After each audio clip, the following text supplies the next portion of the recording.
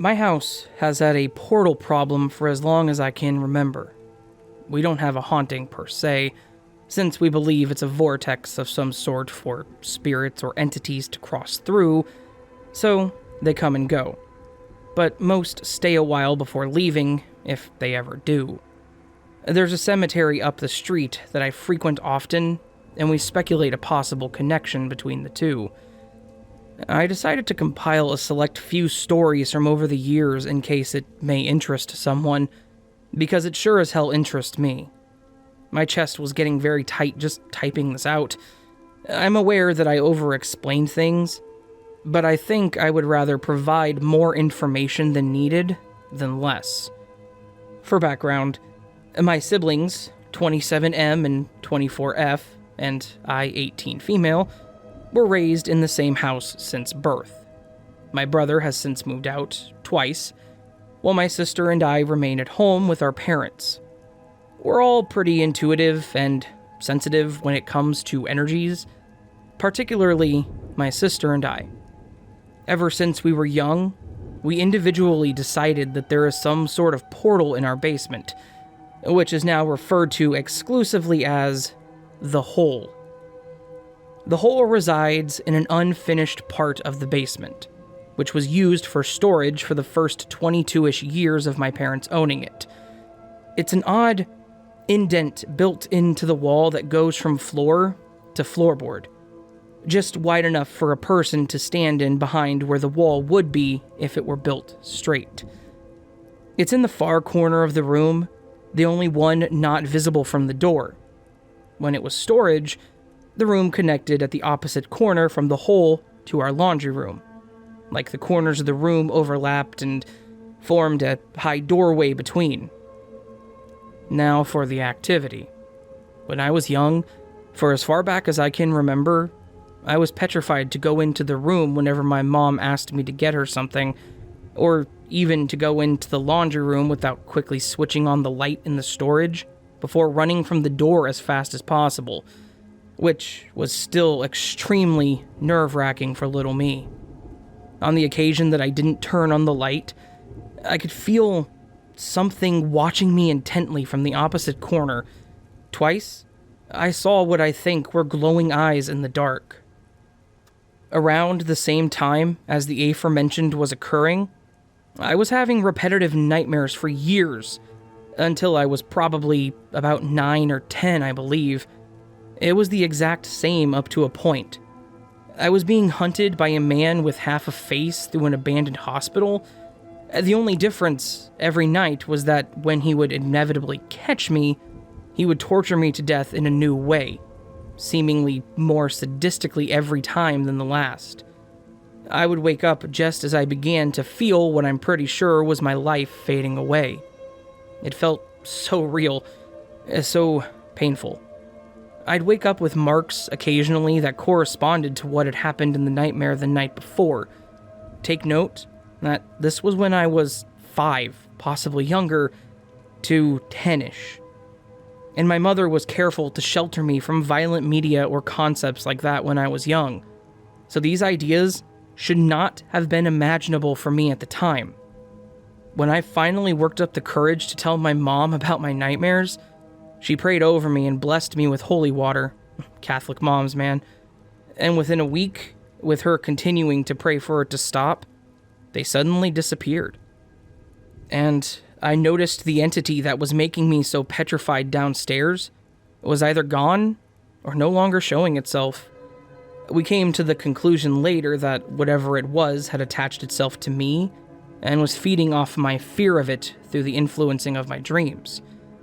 She thinks it was a demon, but I'm not so sure of that. Small things happened over the years, but from the time I was around 10 to 13, it was nothing remarkable. When I was 13, my brother and his girlfriend moved in after she got pregnant, in order to be able to provide best for their child. We converted the storage room into an apartment for them. He finished off a small square of the laundry room to be my niece's room for the time, so the two rooms are no longer openly connected. We had barely ever entered the room in years, but it still had a very heavy feeling after so much time. While moving stuff around, activity like things going missing and popping back up and electronics turning on and off began to start. Whoever was here at the time, they didn't like being disturbed very much. After my brother and near sister-in-law got settled in, it died back down. Partially because they felt the hole was too ominous and covered it with particle board. That remains there to this day. But it stayed active enough to let us know that something was still there. It would turn on the flashlights that had dead batteries in them from the years before, or require a hard push on a button and turn them off when you go to grab them. It would set off my niece's electronic toys in the middle of the night, knock on walls, whisper, etc. We just learned to get used to it after a while of being in that room so often. This past summer, my brother's family moved into their own place, and I moved into the apartment to escape my traumatic old room upstairs, which is a whole different issue itself. Of course, as they began packing stuff up, the activity got more noticeable again, as well as when I was moving my stuff in. I've been here since about July, and I think I've experienced more activity in the room in the past 4 to 5 months than all of it in my life before combined. I began not only hearing them and seeing their influence on electronics more and more, but sometimes seeing figures and seeing them interact with non-electronic objects, like opening and closing the doors in the basement when nobody's looking. In the beginning, the first I saw was when I rolled over at night and glanced toward the foot of the bed, towards the hole. And that was where I saw the silhouette of someone's shoulders up for a split second. It didn't make me feel scared, just unsettled me for a moment, as anyone would if they saw someone in their room at night. The entities listen when you talk about them in the house. We can tell. So I talked to my sister about it the next day, and said something along the lines of, "It's kind of rude of me not to have my couch in the room yet. He could have sat in the corner of the bed if he wanted." Well, the next night, I came back from the bathroom and opened my door to the dim light of my wax melter, and I swear up and down that I saw the dark figure sitting on the corner of my bed before flipping on the light after a split second. Obviously, there was no figure when the light turned on, but there was an impression of a butt on my bed sheets, as if someone had just been there. This confirmed they definitely listened to what we say in the house at least, but seem to be more responsive when not being talked to directly. So, it's easiest to just talk about it, with my sister to influence their behavior. Every once in a while, I'll feel a new presence appear. One of the most noteworthy newcomers was a real dick to start. In the beginning of it, I would feel a massive feeling of dread that someone was standing right behind the door to my room, around 6 foot tall. After a few times of just standing, he switched to walking down the stairs that are right by my room, but only the bottom 6 stairs, and then proceeded to stand at my door for minutes. This mostly happened at night, and when I told my family about it, my mom took me out of the house to tell me she heard it too and that I wasn't crazy. She thought it was me going downstairs, but she waited to hear my door open and close. She never did because who she heard wasn't me. I think the worst time he got me was the last time he tried to mess with me. It was around noon, and I was watching TV in my room while home alone when I heard the sound of someone walking down the bottom half of the stairs. He stood at my door a minute without making a sound before slowly starting to jiggle my door handle. I thought I was going to have a panic attack because the only exit had an unknown entity on the other side of the door, and I sat frozen for at least 15 minutes, just watching the handle jiggle until it stopped when my dad got home. For some reason, the fact that it was in the middle of the day made it feel even more threatening. I got really fed up at this point and started ranting loudly to my sister how he's all talk and isn't going to do anything. how he just wants to intimidate me and needs to learn his place in this household. I honestly expected a little backlash, but he only walked down the stairs one more time that night before stopping, and it hasn't happened since. Most recently, a couple of weeks ago, my mom decided to try to pray away the portal for no reason. They had caused no harm or annoyances in a long time, and I honestly enjoyed their company. I've never wanted to banish any entities or their means of transportation if they haven't done anything harmful. Since she made that prayer, they've been very upset with my mom and more shy around me compared to before. The day or two after she prayed, I was near the top of the stairs making pizza rolls when my mom went downstairs to do laundry, singing on the way. When she was halfway down the stairs to my bedroom door that I had left open, it slammed closed. The door swings open rather than closed, and it was done with force. They wanted to make sure that she knew they were upset with her. The next night, she was taking a bath when the towel hanging behind her head fell into the water. She said in all the years of living here, that has never happened to her. But I didn't think much of it until she went to reach for the towel on the floor and saw the hand towel across the room be pulled to the floor. To say the least, she wasn't pleased with being bothered during bath time. Since she decided to do this prayer, I've noticed they will not be active while I'm in the room anymore. But practically as soon as I step foot out of it, there's tons of movement and sound starting up. I'll come back, and my door will be open when I left it closed, or vice versa. And sometimes, things will even be moved slightly before I return to my room. I'm not sure why they're feeling the need to be so much more active when there aren't direct witnesses at the moment. I don't get the feeling they're mad at me. They're just upset that someone tried to close their portal. That's probably significant to them. I tried my best to coexist with them peacefully and be kind, and it kind of feels like she ruined that bond. Which, I know, sounds insane, but it's a weird situation I'm in and have learned to accept. I care for them, and their well-being, regardless of if they're a physical person or not, and she offended my guests. The more recent activity changes made me really want to write out the most memorable events surrounding the whole. So, if you read the whole thing, thank you.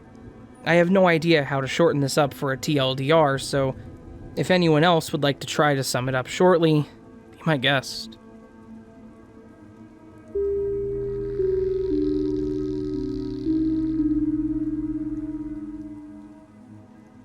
Hello, friends. I'm an Italian boy that luckily found a stable job in this absolutely horrible period, talking about COVID and stuff.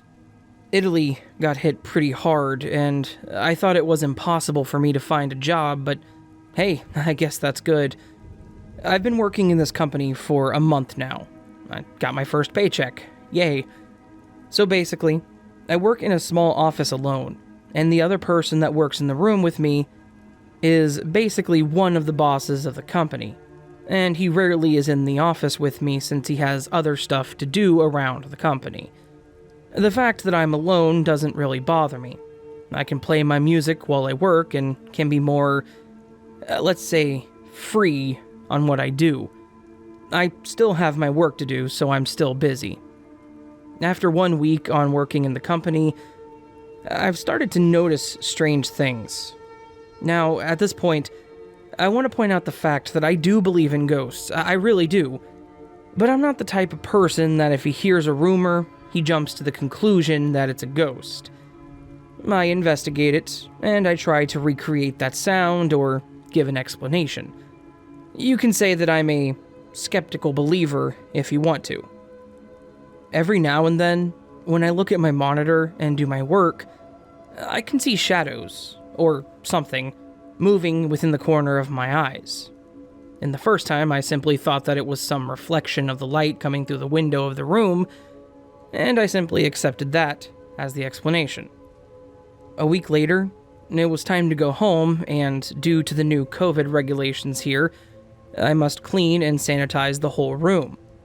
I was cleaning my desk, and it's in front of the door, and I had my back to the door. while I was turning, I saw something standing next to the door. I really didn't mind it since I thought it was my boss coming in to tell me that I could leave the office and go home. I was going to reply while I was walking towards the trash can to throw away some papers, and noticed that there was actually no one in the room with me. That left me a bit shocked, actually, and I thought that it was pretty simple. My mind was tricking me a little bit. Pretty much all the day alone in the office without anyone. I guess that it's something that could happen, so I simply shrugged it off and went home. The next day, when I walked in with my boss, we found our chairs around the office and nowhere near our desks. That was kind of strange, but I thought that maybe the cleaning lady cleaned the floor and moved them. So I simply expressed my thoughts to my boss, and he said, "The ladies come in on Friday." But that day was Wednesday. This actually gave me the chills. Pretty much every day, a pen or pencil rolls down from a table, and I simply think that it's normal.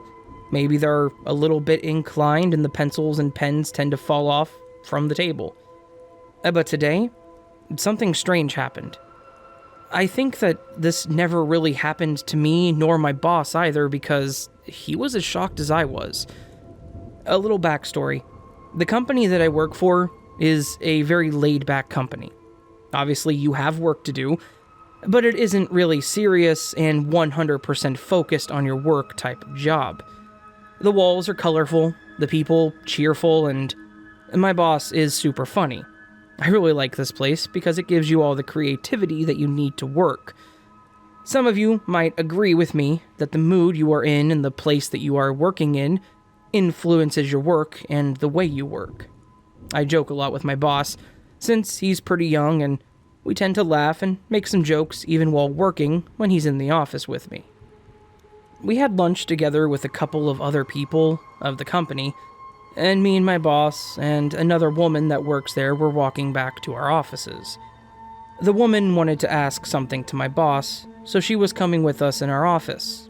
When he opened the door, a cold breeze blew in our face. My boss joked about the fact, asking me, "Did you leave the window wide open by chance?" We laughed a bit, but when we walked in, my blood actually froze. There were papers and drawings scattered on the floor of the office, pens and pencils too. Everything was a total mess. The woman got scared and decided to walk away. I totally understand her, honestly. The fact is that it was snowing outside, and there was no chance in hell that me and my boss would open that damn window. My boss and I started to clean up everything, and at a certain point, he received a call. He walked out of the office, leaving me to clean it up alone. While I was picking up some of the papers from the ground, something touched my shoulder. It kind of tapped on it like you do to a friend to make them turn. I turned and saw nothing behind me. So this is the most strange and kind of scary thing that has happened to me so far. I'm not scared by this, honestly. If there is a ghost there, it doesn't really look like it's evil or aggressive. It doesn't really scare me. When something happens, I usually look around and then get back to work. And when I'm working, I'm typically too focused to think about it. It does give me the chills every now and then, but I guess that's totally normal. I'm starting to keep track of the strange happenings during the day on a little note file on my computer, and I'll update it when something happens. Maybe I'll even update it here on Reddit.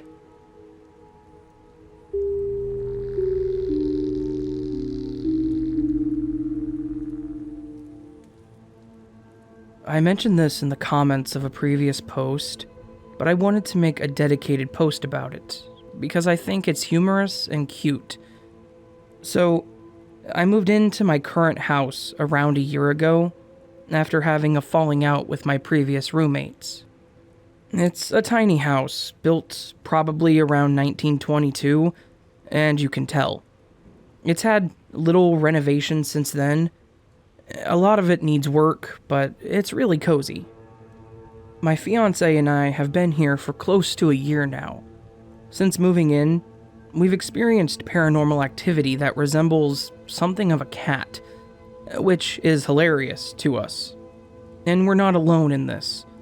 We've actually had more than a few people confirm to us that they've either seen said cat or have felt the presence of one. Going back to the first few experiences we had, it would just be seeing a little black ball dart around corners or even up the stairs. One day, my fiancé and I are sitting on the couch watching TV. From my living room, the dining room is to the right if you're sitting on the couch and you can see clear into it. So, we're chilling after a long day of deep cleaning the house, and there was a paper towel roll just sitting in the middle of the table, standing straight up. As we're watching TV, the roll just flies off the table. Well, not flies, more like just fell. Which was weird because it was directly in the middle of the table and nowhere even close to the edge. So it was more like batted off. I get up, pick it up, put it back where it was, and go back to what I was doing. I don't think anything of it. Some 10 minutes later, it happens again. So now I'm wondering what's happened. I'm thinking, was it wind? So I start crossing off things that it could have been. It's the dead of summer, so was the window unit AC on? Nope. A ceiling fan? No. Nothing. There was no reason for it to just be falling on the floor. Regardless, I shrug it off as just maybe it was some weird gravity phenomenon, or maybe the simulation of life is glitching. Later that week, we have a friend over. He's never really been over, and we never told him about the experiences my fiancé and I have had. Soon as he walks in the door, he kinda does this, weird sidestep maneuver. So I ask, what was that? And he goes, I thought I was gonna step on an animal for some reason. And of course, there was nothing there. A couple of hours later, my fiancé and I and our friend are eating dinner at the table, and an empty grocery bag in the kitchen falls from the bag of bags. Everybody else does this, right? You all save bags. And it just kind of sits there for a minute deflated. Then, it just opens up like something crawled in it, and the top starts batting around unnaturally, like it's being played with. We all hear this and watch it happen for a few seconds, and then the bag returns to its deflated state, and we're all just like, what was that about? Because, again, it didn't look like the wind. Wind would have made the bag move around the kitchen more. So, we now tell him about our previous experiences, and we all come to the conclusion that it's most likely a cat. So we settle on the most cliché name ever, and we name it Catspur. I spend a few minutes making fun of the name and ridiculing its antics, and later that night, around 4 a.m.-ish, I wake up to the sound of something move on the bedside table. I brush it off as just sleep delirium and try to go back to sleep. Then, I just feel the gentlest whack on my hand, like a paw was swatting at me. Then, I hear something jump on the floor and skitter down the stairs. This time, I jumped up, I turned on the light, and I investigated. Nothing. Not a single animal in the house. I know for sure it wasn't a mouse or anything, and I exclaim, "Alright, you win, you can stay." Another time, we had a few friends over, and someone who we didn't know showed up with another friend, and he asked my fiancé, "Hey, can I meet your cat?" And of course we tell her the whole shebang. And she goes, "Huh, I thought you guys had a cat. I saw it run up the stairs." And we're just kinda like, yeah, it does that. So now, we just have a ghost cat. And whenever I give it a lot of shit for being a shithead, one of our decorative fake cactuses will just fall from one of the shelves for no reason. But on good days, we'll feel a gentle brush up against our legs when we're sitting on the couch, and an overall sense of comfort from the house. We've never felt anything malicious or had any other bad experiences living here. Just the cat. According to our landlady, the previous tenant had a lot of pets. It's entirely possible one of them passed and their soul just stuck around. I'm not complaining, but next time it swats my head in my sleep, I'm getting the ghost cat spray bottle.